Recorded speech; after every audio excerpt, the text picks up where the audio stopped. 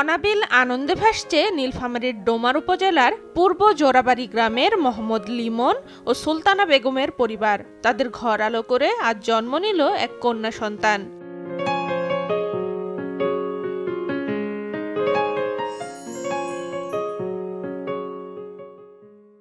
এটা আমার প্রথম মেয়ে।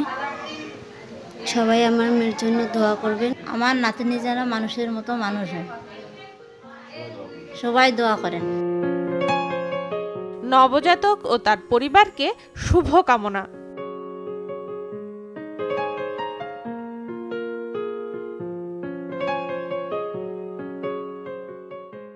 আমাদের লিটল স্টারের চাই double care twinkle baby soap, ত্বককে রাখে কোমল আর অ্যান্টিব্যাকটেরিয়াল ফর্মুলা রাখে জীবাণুমুক্ত।